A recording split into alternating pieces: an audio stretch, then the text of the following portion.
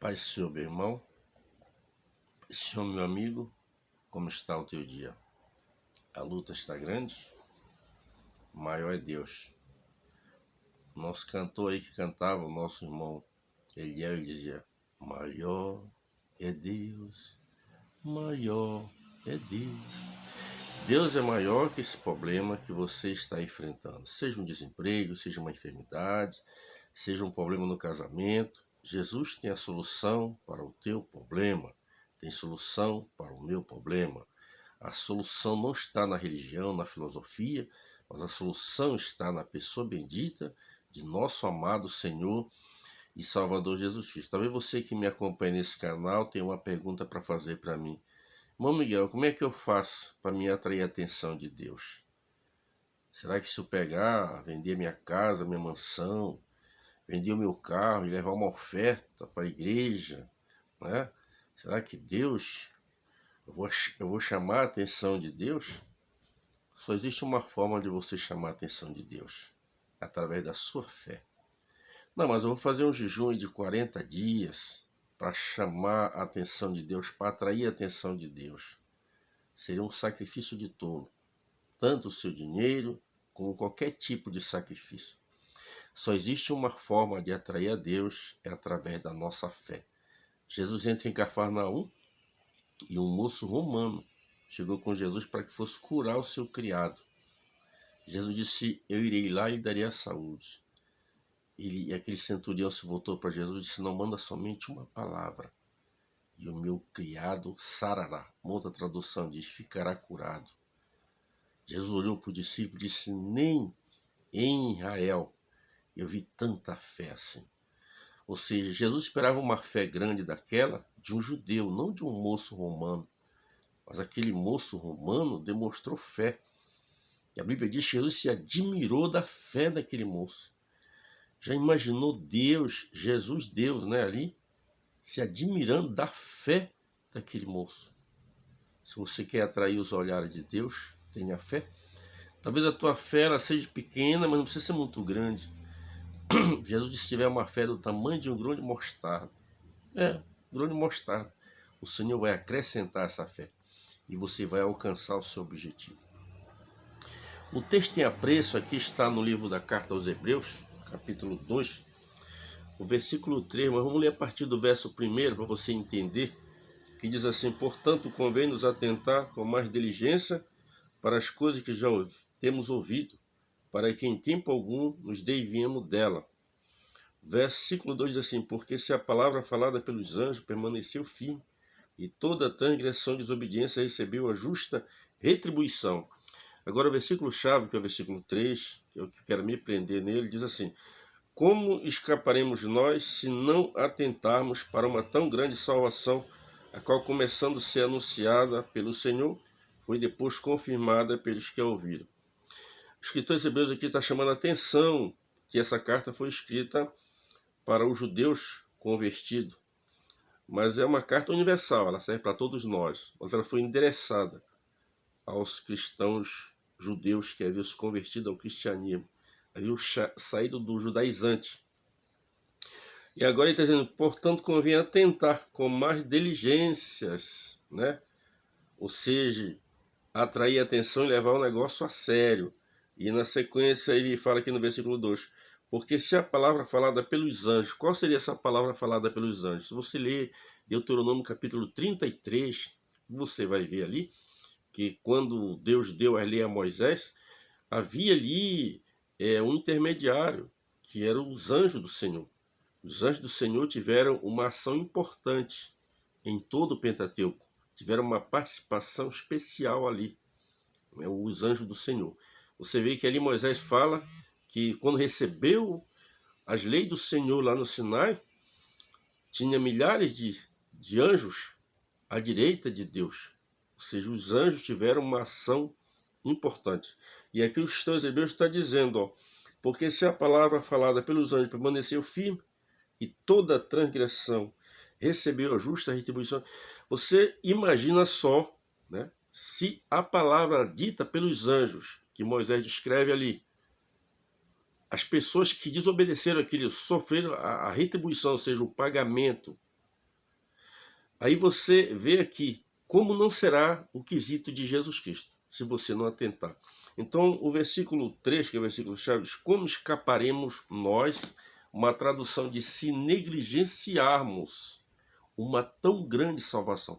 Não é uma salvação qualquer, mas uma tão grande salvação. Negligenciar quer dizer relaxar. Ah, não é assim, não é bem assim. Negligenciar quer dizer não levar a sério a advertência. Tem ali você vai no trânsito, ali está dizendo que 60 quilômetros, aí você passa com 70, não dá nada, dá sim. Em seguida vai chegar a multa na sua casa, certo? Porque você negligenciou, você não atentou para aquela placa de sinalização. E os 12 diz: como escaparemos nós? Aí você me pergunta, escapar do quê? Do juízo eterno. Escapar do quê? Da condenação eterna. Escapar do quê? Do fogo eterno. Escapar do quê, meu Miguel? Daquelas palavras que Jesus falou no Evangelho de Mateus.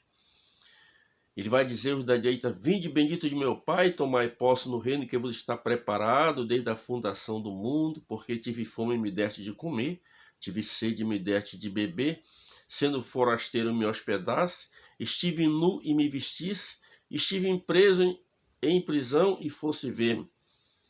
Mas Senhor, vão perguntar, mas Senhor, quando é que tivemos com fome e não demos de comer? Com sede e não te demos de beber? Quando é que te vimos forasteiro e não te hospedamos? Quando é que te vimos enfermo ou em prisão e não fomos ver? Jesus disse: olha, quando deixar de fazer a um desses meus pequeninos.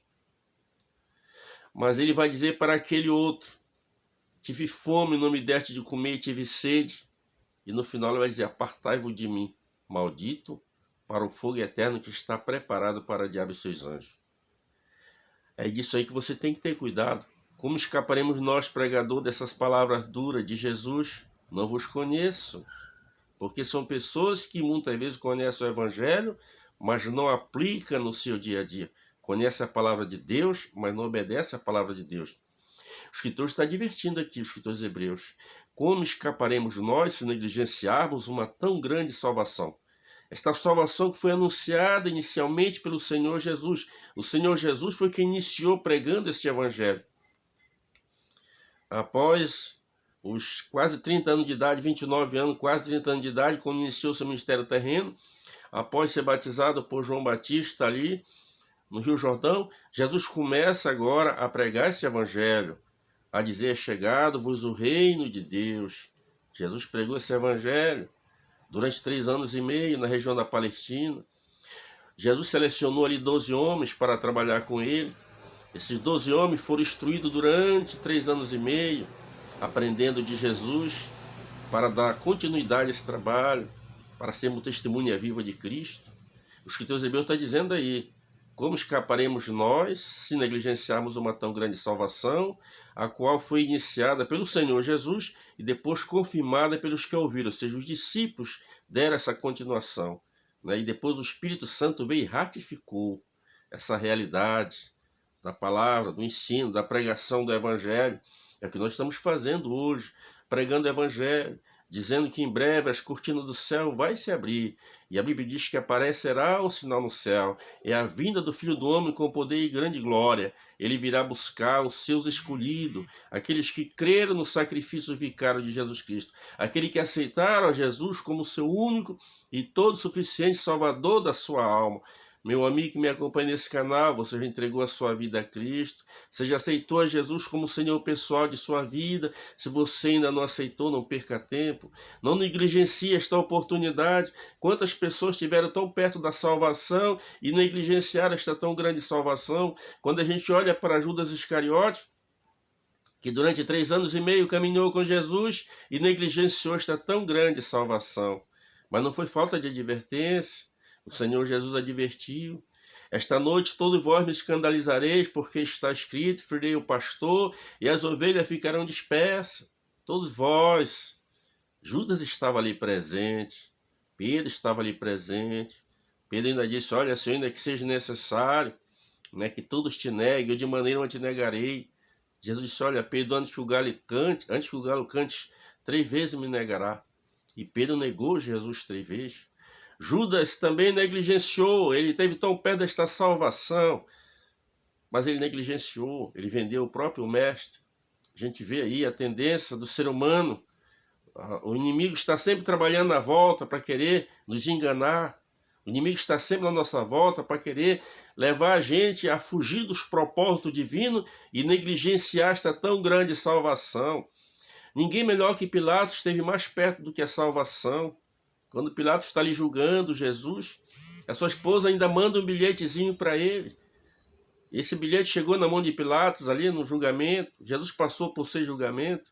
Uma hora dessa eu vou gravar uma mensagem no canal aqui sobre os 6 julgamentos de Cristo. E entre 6 julgamentos está esse de Pilatos. Jesus só por Pilatos foi julgado por 2 vezes. E quando Jesus está ali diante de Pilatos, chega uma cartinha, um papelzinho, e a mulher de Pilatos advertindo: olha, não te envolva na questão desse justo, porque num sonho nesta noite eu muito sofri por causa dele. Pilatos negligenciou esta tão grande salvação. A salvação ela está no meio de nós.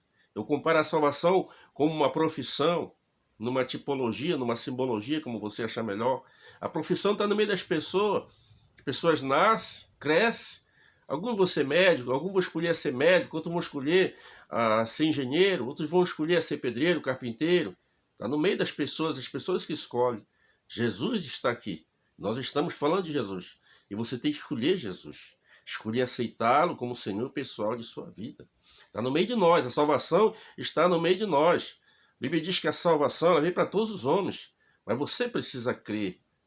Precisa crer na pessoa de Jesus Cristo, no seu sacrifício vicário. E a gente olha Pilatos ali, teve essa oportunidade, mas ele negligenciou esta tão grande salvação. Jesus está falando ali: eu sempre vos ensinei a verdade.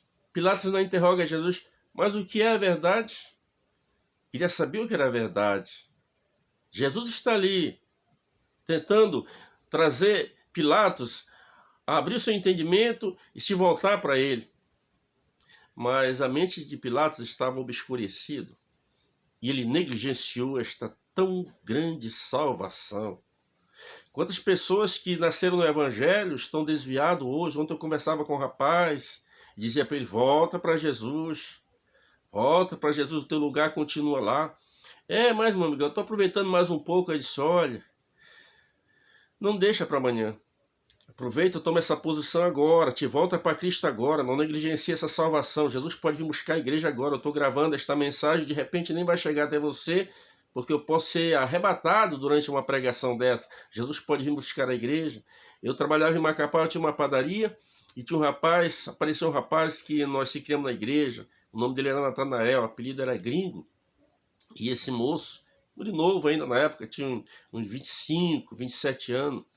E ele chegou lá comigo, me procurando para trabalhar, só que eu conhecia a vida dele, nós trabalhamos em padaria junto, se criamos junto, mas ele escolheu outro caminho, ele se envolveu com drogas, se envolveu com pessoas da pesada, ele estava endividado, devendo para os traficantes. Ele chegou em mim, queria um serviço, eu disse: olha, eu não tenho condição de te empregar a princípio. Mas ele insistiu tanto, eu fiquei com pena dele, disse: olha, eu vou te dar uma oportunidade, uma semana aqui só, porque eu sabia o lugar que ele cruzava, e eu estava colocando a minha família em risco. Mas como ele precisava do emprego, eu botei ele para trabalhar comigo uma semana. Desde a primeira noite, comecei a falar de Jesus para ele. Aí, volta para Jesus, Gringo, está na hora. Ele dizia: não, preto, eu vou voltar, só tenho mais coisa para resolver. Aí eu me lembro que eu recitei o Salmo 37, o verso 5, entrega o teu caminho ao Senhor, confia nele, e o mais ele fará. Tu entrega o teu caminho para Jesus, que ele vai se encarregar, te dar vitória. Aí dias depois, 2, 3 dias depois, disse: olha, eu estou aqui contigo nessa bancada fazendo esse pão, mas Jesus pode vir, eu posso subir. Ele brincou comigo: não, preto, mas se tu for subir, me agarro na tua perna. Negligenciou uma tão grande salvação. Trabalhou uma semana comigo no domingo, no sábado eu paguei, no domingo ele retornou de manhã ali: preto, dá para tu me adiantar uns valores aí? Esta semana ainda vou trabalhar contigo ainda. Tu vem mesmo? Vem. E eu liberei mais um valor para ele. Aquele moço foi. E naquela noite de domingo, quando ele estava vindo para o trabalho, os caras pegaram ele, mataram ele, fizeram horrores com ele. Como escaparemos nós se negligenciarmos esta tão grande salvação? Durante uma semana eu ali estimulei o gringo, volta para Jesus, entrega o teu caminho ao Senhor. Gringo, volta para Jesus. Te lembro do tempo na infância, tu cantava no coral infantil, tu fazia parte da escola bíblica dominical. Ele negligenciou uma tão grande salvação. Quão terrível é uma eternidade sem Deus. Que Deus em Cristo nos abençoe hoje e sempre.